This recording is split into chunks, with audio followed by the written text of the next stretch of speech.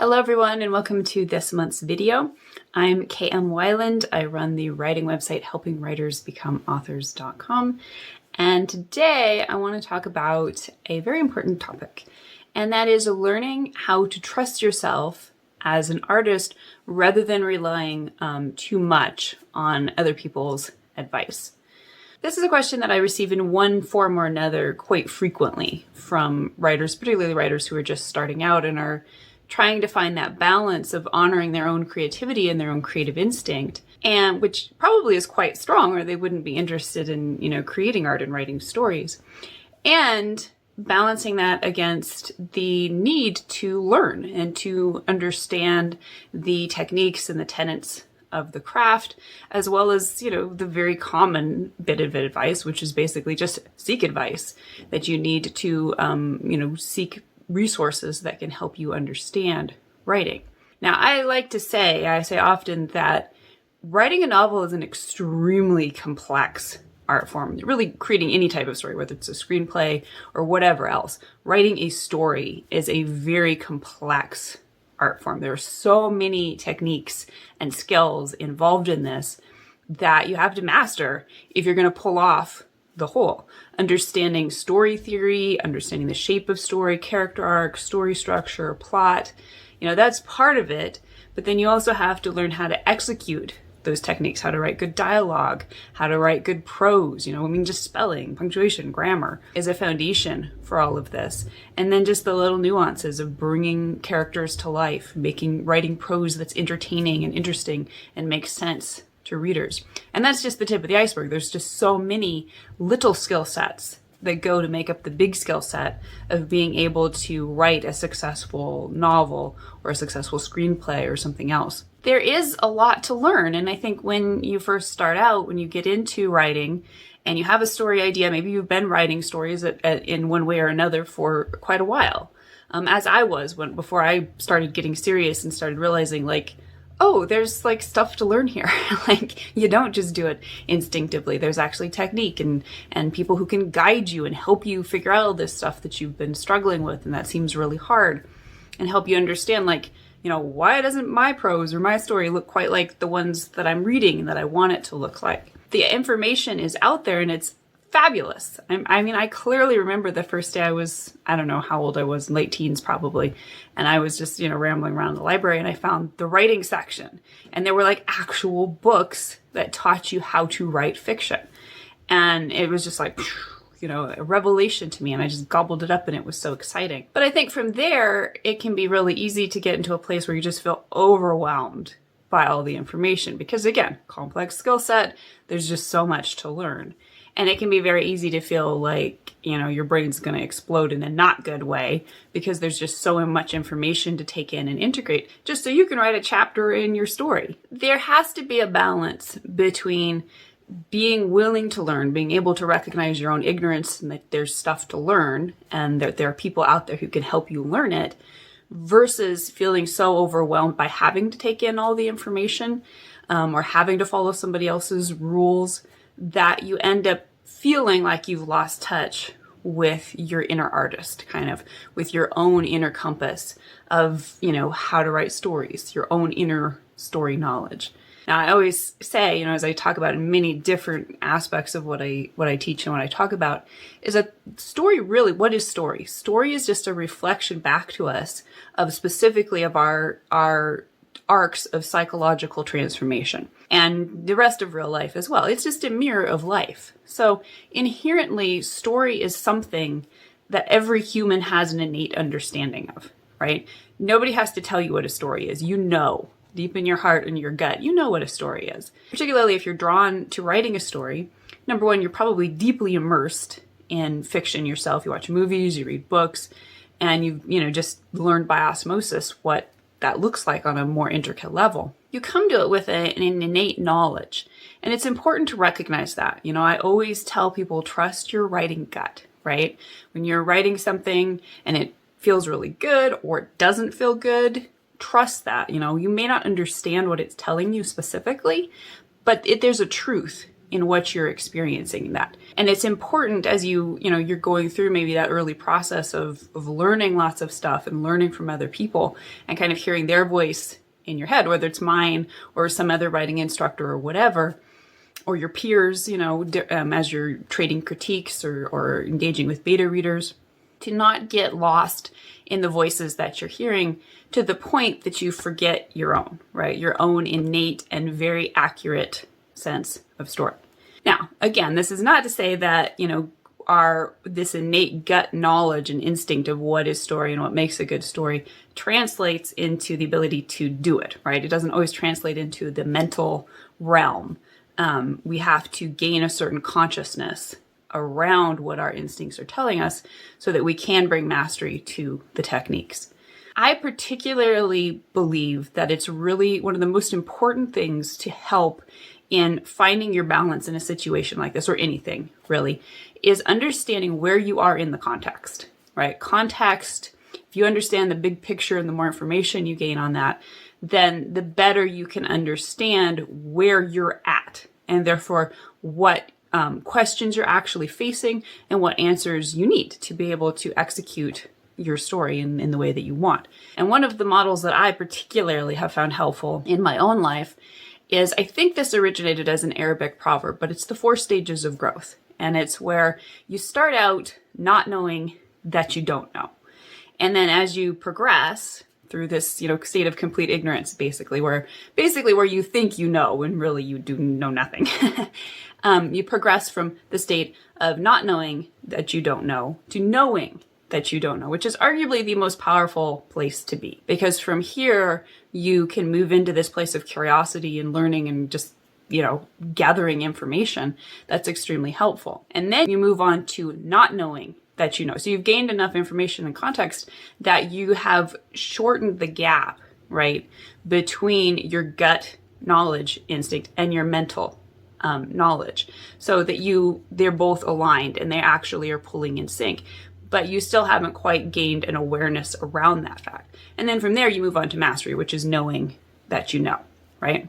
So if you can kind of identify where you are within those 4 stages, that can give you an understanding of how much reliance you can give to your own understanding of any topic versus how much information you still need to glean and learn and grow before you can reach a place, again, where you've shortened that gap between your own gut instinct and your ability to kind of put words to and comprehend and bring a mental knowledge to that gut understanding. So I think that's a very helpful place to start. Another thing to think about is something that gets writers hung up sometimes is this kind of dichotomy between ignorance and perfectionism. And it really isn't a dichotomy because very often they actually are like the flip side of each other. I think a lot of the drive for perfectionism that we see, particularly in writers, because it's very much a topic that writers discuss, because many of us do struggle with it. But I have found in my own life that really perfectionism and just the harshness and the toxicity sometimes of that inner critic is really rooted in ignorance. It's rooted in either not knowing or knowing but not knowing that you're knowing, right? And so it's an uncertainty. It's like, I'm not getting it right. I'm not, I don't know what's good enough. And therefore, it's never good enough kind of a thing. So sometimes, if you're, stuck in that place of perfectionism, and therefore there is a sense of like, I have to like learn and learn and learn. I have to get all the rules right. I have to, learn everything perfectly. And there can be kind of an abandonment of your own gut instinct in that process in replacing it with that toxic inner critic of perfectionism. And just kind of taking a step back and recognizing that perhaps that is in fact arising from a place of ignorance. And that's not a bad thing, right? It just allows you to move into that stage of knowing that you don't know. And that lets you know exactly where you're at. There's nothing wrong with that stage. As I say, in some ways, that's like the most powerful and exciting stage where you're discovering everything. It's a place of discovery, kind of flipping the script there. And instead of it feeling like this pressure of like, I have to learn everything, I have to, pay attention to what all the experts say and make sure I get everything perfectly right. And not moving, not flipping it into that space where it's like, well, phooey on them. I'm just going to do what I'm going to do because I know better than them anyway. What do they know? That kind of thing. Instead of, because that in itself isn't usually any more helpful than the perfectionism. But instead taking that step back and recognizing this is just a signal that I don't know something, and that it's a stage of not just learning more rules, more mental stuff, but trying to figure out how to shorten that gap between your own gut instinct and what you know, right? So if that need to know is arising out of a sense of, there's some things not working in my story, I'm not able to execute something the way I want to, then that lets you start working on better and better questions to ask that'll help you find the answers you need, instead of it just being this shotgun approach where you need to know everything. So that is something to think about, is just like, is if you feel like you're just pressured to follow the advice or to learn the advice of everybody else who's out there who, knows more than you do, then just try to narrow that down into a place where you are, just recognizing yourself as a student and not as someone who's less than or is failing because they don't know everything. But someone who has the opportunity now to find, to figure out within yourself and to use your gut instinct to narrow down, what do I need to know? And I think part and parcel of this is also kind of this idea of curiosity versus judgment, right? A lot of writers I hear from who are anxious about either I need more advice, I need somebody to tell me how to do everything there is about my story, or like, I don't want anybody's advice. Like it's too much. I don't want or need anybody to tell me, what to do with my story. That there, in both of those scenarios, there's kind of this energy of just feeling judged, right? Like, and ultimately it's not really that anybody else is judging or going to judge your writing, it's that you're judging it and judging yourself. And again, it can be that perfectionistic, toxic inner critic. And so moving from being able to take a step back from this place of judgment, because art does not thrive under judgment, really, particularly the creative act. It's not a place that enhances or allows for curiosity. And curiosity, not only is that the best place from which to create art, it's also the best place from which to learn, right? Where it doesn't feel like, there's a teacher standing over you, beating over you over the head with a big book. But it's exciting, most of us, are readers. We love to learn. We love to learn all of this and get to experience new things and gain new skills. And so moving into that beginner's mind, kind of where you are not so much feeling like this is a test I have to ace, I have to cram for this test and ace it. And just realizing like it's a lifelong process, right? We're all still learning. The very fact that story mirrors life means like it's a never-ending school. We will always be learning more, we'll always be experimenting, we'll always be refining. And that's where the best art comes from, is that place where we don't know quite, right? Where we're following that true instinct within ourselves of creativity, but we don't know where it's going to go. Like we're open and we're flexible to what might come. We're in a place of curiosity. And I think that's the best way to approach any writing advice, whether you're watching my videos or reading my books or my website or my podcast or somebody else's, or you're getting feedback from critique partners, wherever you're receiving advice or looking for advice, the best mindset with which to engage with that is from a place of curiosity. Because again, just because somebody's out there telling you how to write a story doesn't mean that they know what they're talking about. And it certainly doesn't mean that even if they're right in some contexts, that they're right in all contexts, because art is extremely varied. And again, you might be creating something, that's never been created before, and they can't necessarily comment on that. Now, that isn't to say that, obviously there's also the other side of that where artists think that they're creating something massive and original, and really it's just a mess.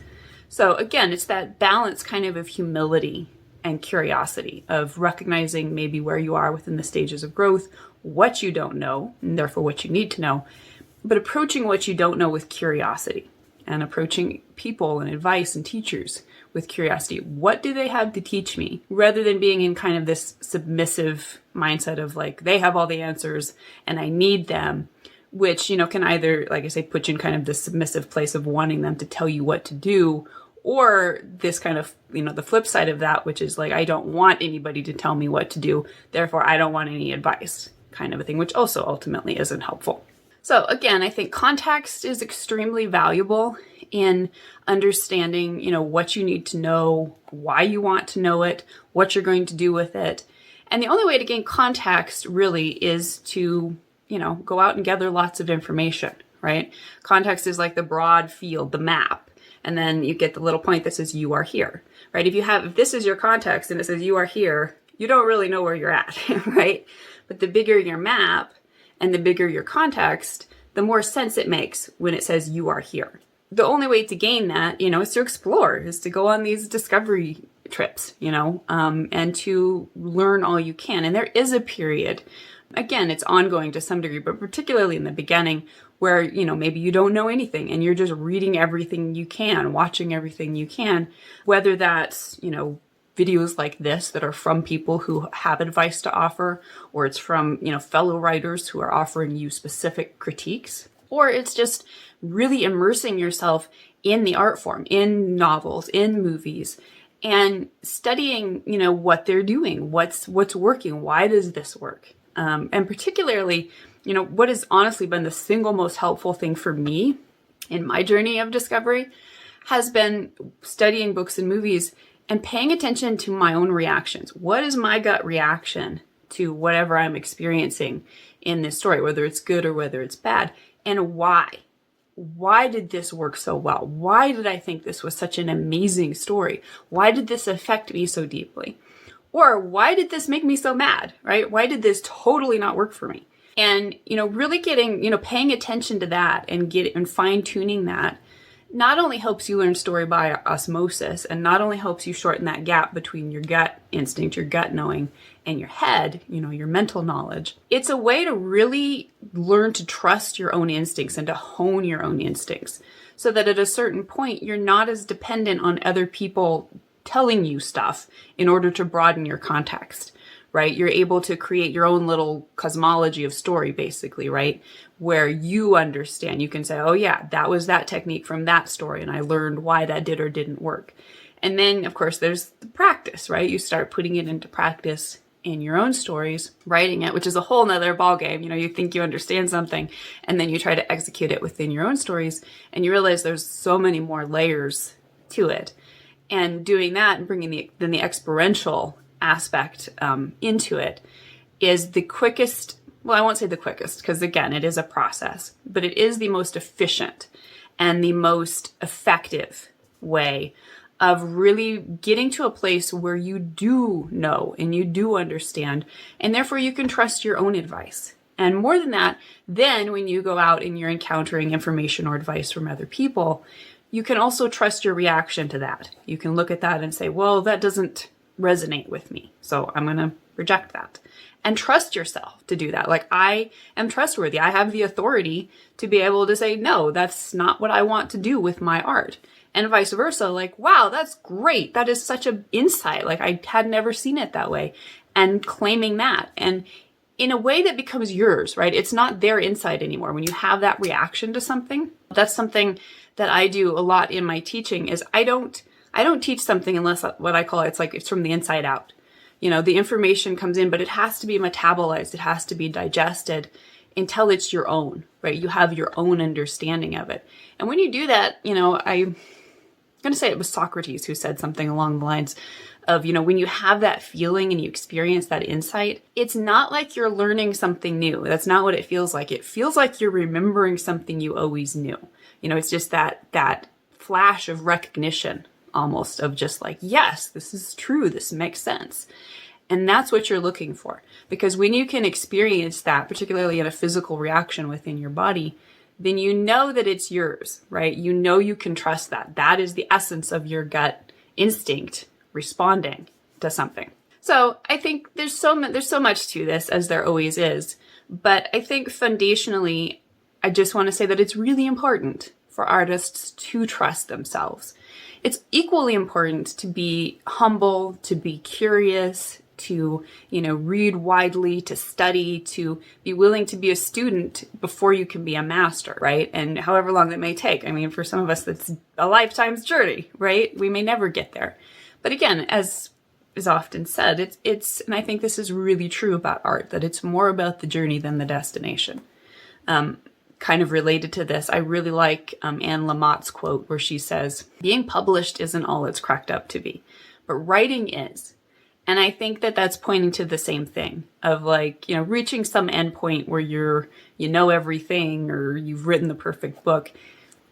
It's there and it's done. It's great, fine. But what's really valuable and interesting is the journey to get there. And that journey is ongoing, because as soon as you reach a mountain peak and you think you know everything, you realize oh, wow, there's a whole mountain range out there that's still to explore. And so just kind of keeping that context in view, right? That big picture and that long range view, there will never be an end to learning. There will always be more to learn. But the more you can consolidate yourself and shorten that gap between your mental acuity and your gut knowing, then you become an accurate guide for yourself on that journey. And that's really all we're looking for, right? Is that groundedness of knowing we can trust ourselves and our own responses to whatever information that we learn. Because, we're the guide that goes with ourselves no matter what. And ultimately the one who has to make all the decisions. So we want to be able to trust our choices when we are creating our stories and our art. So that's just some thoughts on a topic that comes up in one way or another quite a bit in emails that I receive from people.